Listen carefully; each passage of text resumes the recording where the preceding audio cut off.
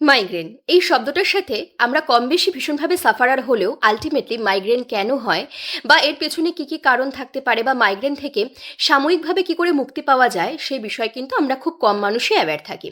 Generally এর পেছনে থাকে দুটি ফ্যাক্টর, একটা হলো জেনেটিক ফ্যাক্টর, অর্থাৎ আপনার যদি বংশগতিতে কারোর মাইগ্রেনের সমস্যা থেকে থাকে তাহলে তা আপনার মধ্যে সঞ্চালিত হওয়ার পরিমাণ বেশি থাকে।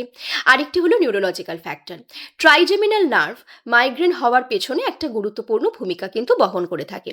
তাছাড়াও অতিরিক্ত পরিমাণে স্ট্রেসফুল এবং অ্যাংজাইটি পরিপূর্ণ লাইফ, তাছাড়া হচ্ছে অতিরিক্ত পরিমাণে ফাস্ট ফুড গ্রহণ করা, অতিরিক্ত পরিমাণে অ্যালকোহল এবং স্মোক ডিপেন্ডেন্সি, এছাড়াও হচ্ছে অপর্যাপ্ত ঘুম, কোনো রকম কোনো এনভায়রনমেন্টাল চেঞ্জেস অথবা অতিরিক্ত পরিমাণে কাজের চাপ বা কোনো রকম কোনো হরমোনাল চেঞ্জেস বা কোনো রকম কোনো ওষুধের প্রভাব থেকেও কিন্তু মাইগ্রেন হওয়ার সম্ভাবনা অনেক বেশি থাকতে দেখা যায়।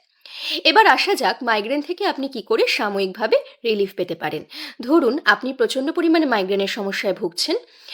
একটি ঘরকে অন্ধকার করে নিন এবং সামনে একটি পাত্রের মধ্যে ঈষদুষ্ণ জল রাখার চেষ্টা করুন। তার মধ্যে এক মুঠো পরিমাণ এপসাম সল্ট মিশিয়ে তাতে আপনার পাটা ডুবিয়ে রাখুন।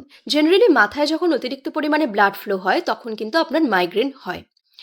আপনি যখনই পাটাকে ওই গরম জলের মধ্যে ডুবিয়ে রাখবেন তাতে করে আপনার ব্লাড ফ্লোটা পায়ের দিকে বেশি হবে, তার ফলে আপনি সেখান থেকে মাইগ্রেনের সমস্যা থেকে সাময়িকভাবে কিন্তু রিলিফ পেতে পারেন।